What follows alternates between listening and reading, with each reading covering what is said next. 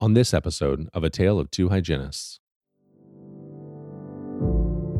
So if you out there are already like a huge Perio Protect fan and you're already doing this, you can submit a case and you will get $100 if you're chosen. And a hygienist for the first 10 minutes will talk about their case so you can kind of see Perio Protect in action and how hygienists have used it. It's this new concept that I've thought of called pre-optimization. So instead of being preventive, right? We're preventive minded, all that stuff. No, I want to pre-optimize my patient's mouth for whatever is to come or whatever else happens to be going on in their body to ensure that their mouth, their oral microbiome is not going to affect their ability to heal somewhere else. I have a lot of feelings about antibiotic stewardship. We are definitely in the post-antibiotic age.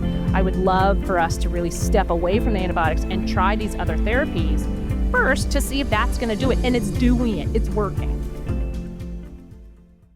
Yeah, this is a tale, oh yeah, a tale of two hygienists. So there might be only one, bringing the best of dental knowledge, and we do it all with ease. We cover oral health and screening, and preventing gum disease. We're gonna do a lot of learning, and have a little bit of fun working at the dentist. A tale of two hygienists. Welcome, everyone, to another episode of A Tale of Two Hygienists podcast. This is your January bonus episode, and our special guest today is Amanda Hill, and it really couldn't come at a better time. The conversation that we have on this episode, for me personally, was just perfect because just recently I was having a conversation, actually just a few days ago, I was having a conversation with one of our hygienists, and we were talking about, patients are finally starting to come around to tracking their pocket depths, like knowing what a 4 is or what a 5 is. And it's almost like a challenge for them sometimes. They'll come in, they'll say, hey, where are my numbers? Are they lower? It's not a game, but it's kind of like a game in that way for them. And we were, we're happy about this. We're celebrating those types of awarenesses and successes.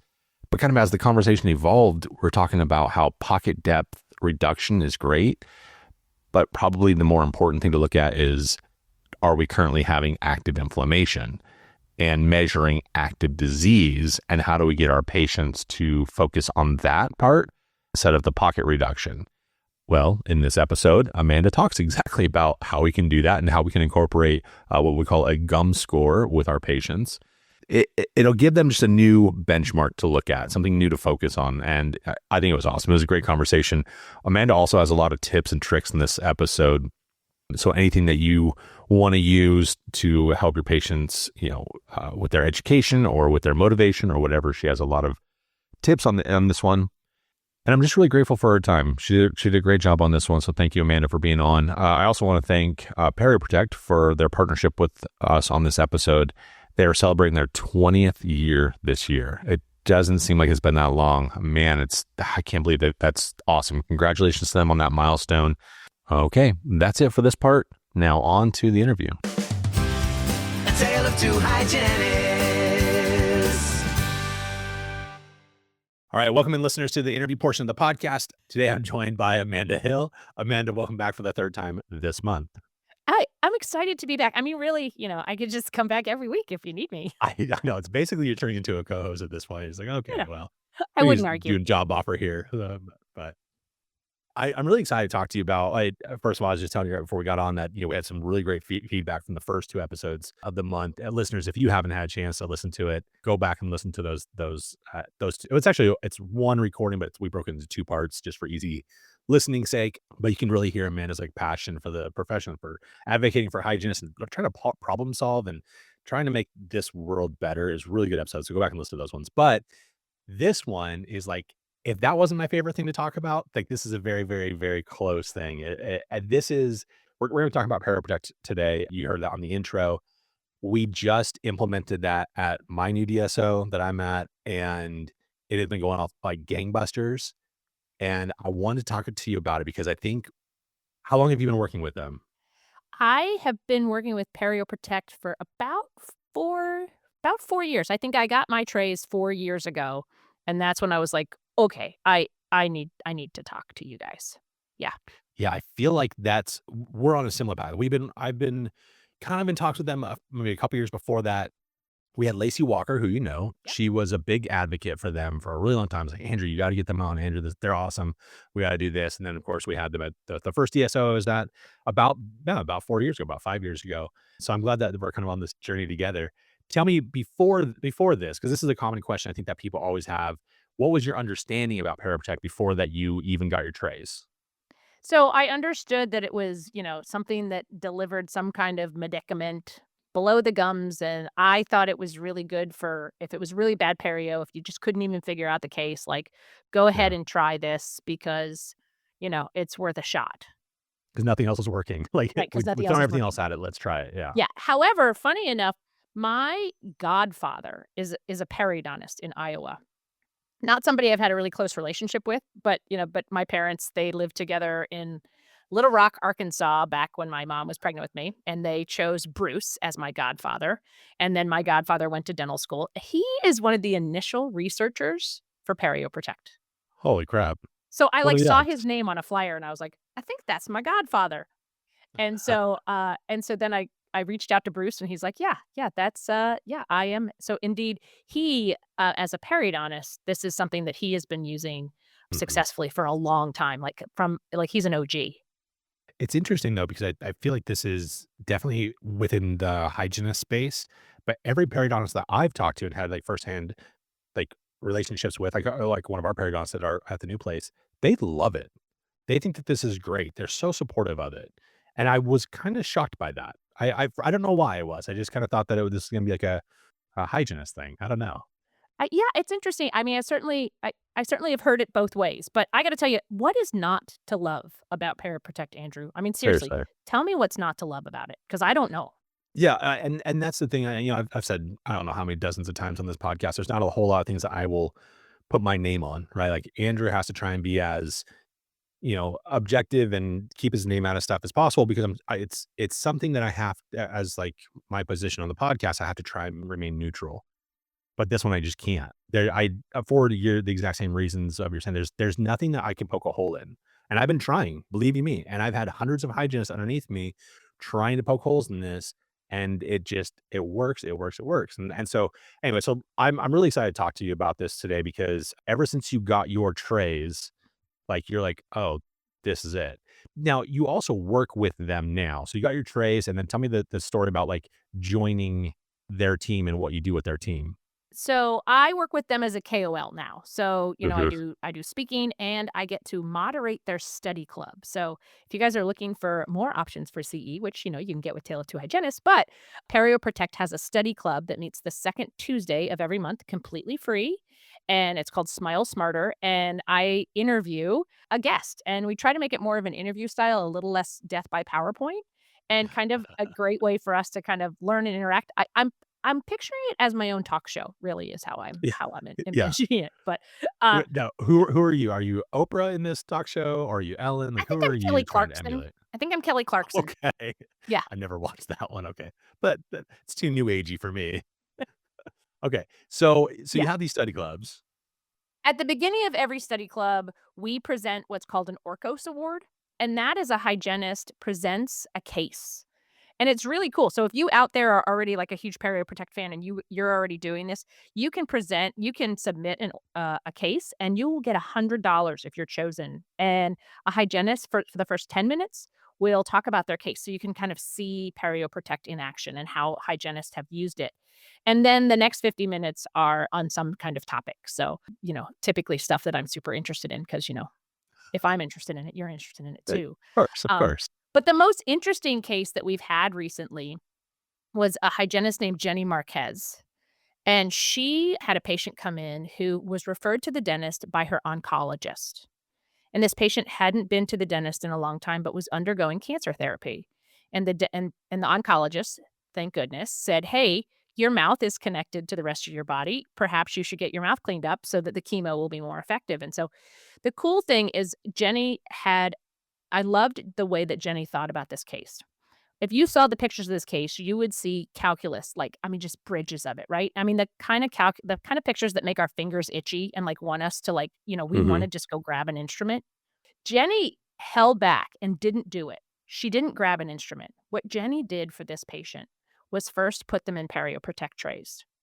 And the reason Jenny did that was she was decreasing that microbial load in that patient's mouth before she stirred up the pea soup of bacteria to release into that patient's already immunocompromised bloodstream, which I adored the way that Jenny thought about that. And so there are a lot of ways to use Perio Protect. So I was wrong in my initial thinking where I was like, oh, it's only for a last ditch case. It's really bad. And you throw it at it just in case and see if it works. No, no, no, no.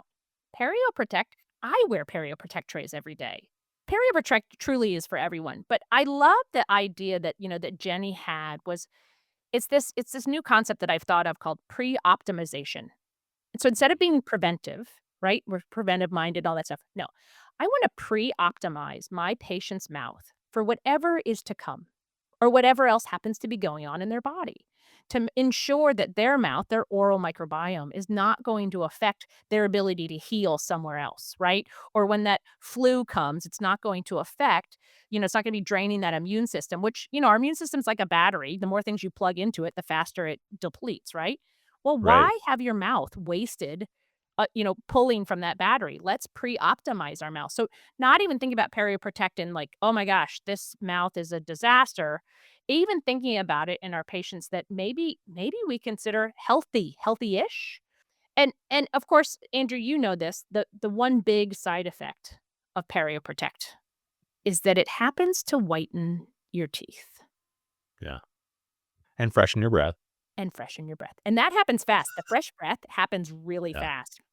But the cool thing about this case that Jenny did was, not only was she able to sort of pre-optimize this patient's oral microbiome before she stirred up that pea soup of, bacteria, but also the Perio Protect gel. It's a 1.7% hydrogen peroxide gel that goes down into the pockets because of this special tray. It's not a tray you can make yourself. It has like a peripheral seal and it pushes that solution down into the pockets. But the gel also denatures the calculus, meaning it just takes away that protein cell wall and makes the calculus easier to remove. And so finally, when Jenny, 2 months after perioprotectase, so she had this patient wear perioprotectase twice a day for 2 months. Then Jenny saw this patient for non-surgical periodontal therapy. And by then, the calculus came off much easier. And, it was less, wasn't all full of nearly as many bugs as it was. But this is a great tool in many aspects. I recently had a friend whose son went back to the dentist after he's in his 20s and hadn't been in a long time and really needed some help. And he was scared as could be, like petrified. So instead, they put him in Perio Protect trace first. And that way, when it was time for that first hygiene visit, which he hadn't had in forever, it was a much easier appointment. So there's lots of ways to use this. Not just like, oh my gosh, these gums are so bleedy. I don't know what to do. And I think that's kind of where we all think, just initially, like, okay, there's disease that we can see because the patient can also see it if we can see it. So they need to use it. But I like that you're kind of shifting that conversation back to, look, there are things that we can't see that are causing you problems. I mean, oftentimes, and cancer is an unfortunate thing, but cancer we can't see. And oftentimes it doesn't cause a lot of symptoms, but then it wreaks havoc. And so it's kind of a similar thing where if we can have a pre-optimization, is that what you call it? Yep, the optimization. Pre-optimization process, then this is the ultimate in prevention, right? Because we just never know. Let's do it. I like that. You have I assume that you have a healthy mouth, you're a hygienist, but that you also use the trays. That's interesting. Yeah, Do you and do it for I've for the never been able whitening? to whiten my teeth before because it hurts. It like, oh, my teeth are way too sensitive. I've never been sensitive with Perio Protect trays, and so I get the benefit of the whitening. But you know what spurred me on, Andrew, about the Perio Protect trays was I did a salivary diagnostics. Somebody gave me a free one to do, and I had high TD and FN, and I was like, "Oh, mother flosser, I'm not doing that." And that's what spurred me to go ahead and get the Perio Protect trays for myself because I saw that in salivary diagnostics, and then I retested myself, and it immediately went down. What is you with you and testing things all the time? I know. Um, I'm kind of a so tester. and so do you, I mean, just like curiosity, do you continue to test with some regularity for your salivary About diagnostics? annually, I will. Typically, I mean, I kinda Okay. luck out because I can usually get myself a free test from somebody. Um, and, it's kinda lucky that way. But Yeah, yeah, yeah, no, of I course. continually do because I don't know, I wanna know. Yeah, I'm kinda Well, fascinated. and sorry, we're gonna take a kind of like a swing away from Protect for a minute, but it is still kind of all interwoven into that bigger conversation. what are your thoughts on the idea of having some sort of like, yeah, annual like checkup appointment with with your saliva? I like it. I mean, I get my cholesterol checked, I get my vitamin D levels checked, like, I do those things because I wanna know what's going on before there's a sign that something's going on, right? And so doing that kind of salivary diagnostic lets me know, "Oh, my golly day, my TD is coming up again, like, what's going on?" And, "Oh, okay, maybe," or maybe it's something else going on in my body that I can go to my primary care provider and be like, "No, something is happening. We need to look a little further because I think our mouths tell us a story that we are not watching, we are not listening to."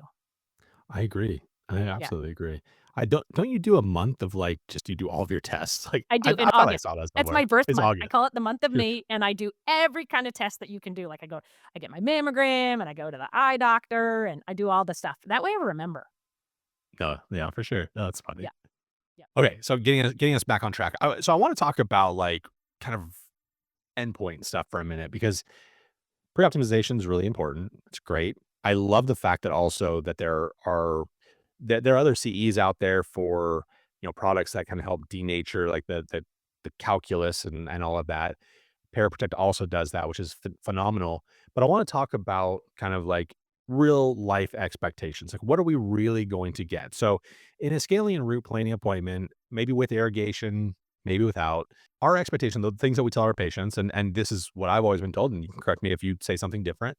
But we say, okay, look, if you have like a 6 millimeter pocket, we expect 1 to 2 millimeters of healing. That's just kind of what we're hoping with our scaling and root planning procedures.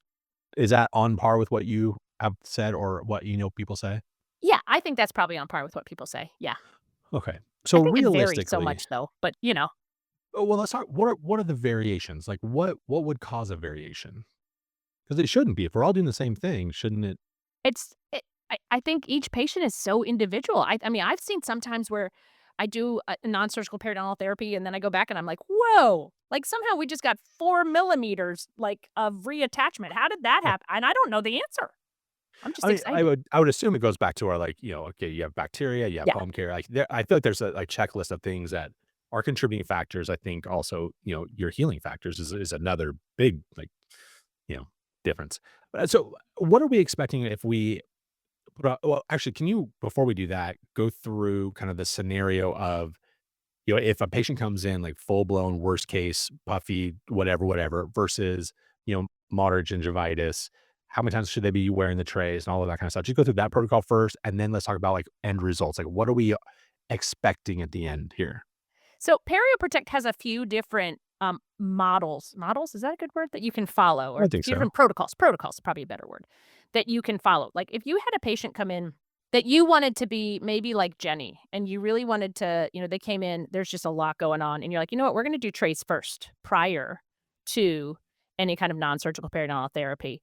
Then you would have that patient wear their trays for 2, maybe even 3 times a day. Andrew, have you ever had patients wear them 3 times a day? We actually didn't do that protocol. Okay, okay. So So, it's an option. It's an option, yeah, right? So, but 2 times a day is another one of the protocols that they have, and then, you do it for 1 tube 2 times a day. When you finish 1 tube of gel, then you go to once a day, kind of depending on your results, but really, you can see some major results. You can see that the tissue, oh my gosh, the tissues look so much better, and one thing that we haven't talked about, Andrew, that Perio Protect is working really hard to, I guess, to publicize is the idea of a gum score. And tell me about what a that. gum score is you know how we're giving our patients like, we like to give our patients some data, right? And so when you are doing your periodontal probing and, hopefully you're recording bleeding, really please be recording bleeding. I know it's a lot. I know it's like, you need like, I hope you have like a Florida probe to help you to be able to say it. But Mhm. telling your patient at the end of the appointment, "Hey, you had 100 bleeding sites today."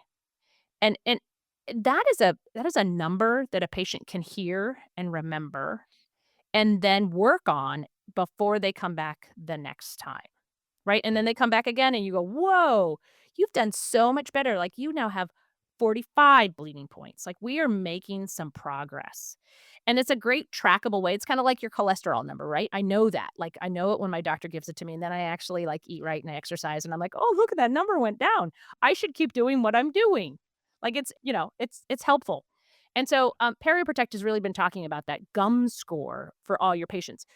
I guarantee you, if your patients are using Perio Protect trays, so you do the gum score, you give them Perio Protect trays, they use it twice a day for 1 tube, then they go down to once a day, or maybe it's a once a day.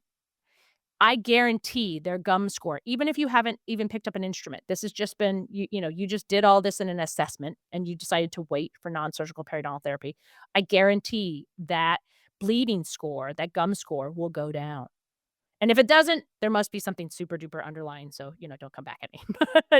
But every case I've ever seen, that gum score, that bleeding and that inflammation, it happens pretty fast. How fast have you seen it, Andrew? Well, we do a 6-week reval, so Okay. that's kind of unfortunate. That's the fastest that we would see it. We don't Okay. have them Yeah. come back the next week or anything like that. And so, depending by the way, this is a genius idea, and I think it's so dumb that it wasn't already a thing. Right? Like, that should be a thing that is documented somewhere. Yeah. Like, we tell them their perio status, but we don't tell them their gum score. Like, that seems weird to me. And for exactly the same reason of, yeah, I know my scores for my blood pressure point, like numbers, cholesterol, like all of these things that and you track. So, but sorry, setting that aside for a minute. So we would have patients that would have 100% bleeding sites, Yep. 100%. Not And they would uncommon. come back in 6 weeks and have maybe 2 or 3 total bleeding sites. Like Isn't it that is, amazing? it's the thing is like, I get so excited about this because I'm like, can you all just please do this? Because this is so easy to do. And we probably need to talk about patient selection here in a minute too. But like with a compliant patient, you will see results 100% of the time. I've never had one of my hygienists. We had 75 hygienists before, and now I have less than a dozen. So, I mean, probably in all of these times, more than 100 hygienists I've worked with, not one of them that have used it have ever said this doesn't work. Yeah. And doesn't work to that kind of efficacy where we're And and having a and no 100%, antibiotics. 80% go We're down. not we're Oh, not throwing and antibiotics in it because I have a lot of feelings about antibiotic stewardship. We are definitely in the post-antibiotic age. I would love for us to really step away from the antibiotics and try these other therapies first to see if that's gonna do it, and it's doing it. It's working. let's talk about that for just a quick second though, because I feel like there's 2 types of hygienists here, right? One who has lived through that age where the doctor has done systemic, antibiotic, prescriptions for different things, and they're still doing it because they graduated in '76 or whatever, I don't know. And then another one who's just like, I've never heard that actually happens in life. And so can you explain kind of what has happened historically and then kind of where we're at now? You mean with antibiotics in general or With with antibiotics in general, PerioProtect? yeah, in Okay. in in dentistry, yeah, like what was going on and what should stop? Well, in dentistry, even still today, the numbers show that dentistry prescribes 10% of all outpatient antibiotics. You're like, 10% isn't that much. No, that's millions of prescriptions. Out of those 10% of the prescriptions that dentists are writing, 80% of those are prescribed improperly. So we're not prescribing antibiotics appropriately at all. Mm, We're playing the cover your hiney game and giving them just in case, which is causing antibiotic resistance, which the CDC tells us is going to be one of the biggest issues. By 2050, more people will die of antibiotic resistance than cancer wow. if we keep going at the rate that we're going. And so really saving those antibiotics, I'm not saying antibiotics are bad, but saving those antibiotics for when you legit need them, not just to be like, "Oh, let's try some antibiotics. Maybe that'll" No. Save them for when, like, it is bad and be able so that way they'll work when you need them. And this isn't just like, "Okay, I don't use antibiotics, so I'm okay, but Andrew, you're using antibiotics, like, anytime you feel a sniffle." No, this is like everyone has to do this together because every time we take antibiotics, we are decreasing the efficacy for the world. Right, right. And I think a lot of it is lack of education, and then, yeah, my neighbor dentist is doing it, so I'm gonna do Right. it, and this is this And my patient insists on the it, and standard, I just don't wanna fight the and all of fight, these and so things. fine, I'll give it to Yeah, I you. don't wanna educate them on the Right. right things, but then Yeah. we have these alternatives like a Paraprotect tray, which would essentially be doing the same thing that we're trying like, it accomplishes the same feat, Actually, I think it does a better job. Oh, true. True. Yeah.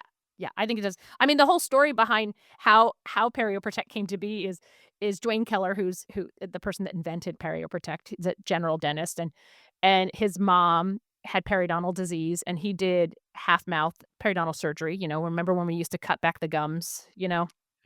Right?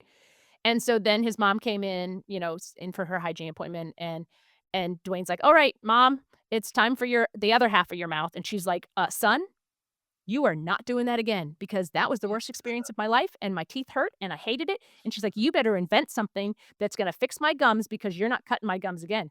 And so that caused Dwayne Keller to then really go down this rabbit hole of what could he do. And so really the way that Perio Protect came to be is he, through a lot of, long story short, he decided that he would do hydrogen peroxide with an antibiotic in it. And the hydrogen peroxide was really just meant to deliver the antibiotic deep below the gums. Well, Mhm. his mom ran out of the antibiotic and was just using the hydrogen peroxide. And she went in for her visit and she's like, "Oh, yeah. Hey, son, I need some more of that antibiotic. I haven't been using it in 6 months." And he's like, "Your gums look better than ever, mom." And that's when he realized it wasn't the antibiotic that was doing the job. It was the hydrogen peroxide that was going into those pockets, killing the bacteria that doesn't, the aerobic. I get those two mixed up all the time. Anaerobic. Anaerobic bacteria. That's There you down go. down Thank you. below. Yeah, and so he realized that's what was the trick. And so it's so funny because it was actually invented to deliver antibiotic, but then realized antibiotic wasn't the answer. Hmm. That it was That's that hydrogen incredible. peroxide. I love how it's a little bit of an accident. Like, I know, "Oh, right? we just whoopsie, we discovered a potentially life-saving thing here. Oh, Right. sorry." Right. It's so good. How many things in medicine, though, are found that way? That I mean, and that's incredible, though, honestly, and the more the science goes and actually, this is funny because I always feel like I can't really ask the question because I know the answer to it, but I'm trying to be like what the audience wants to hear kind of a thing. But, my thing is, though, people often question about contraindications. Mhm.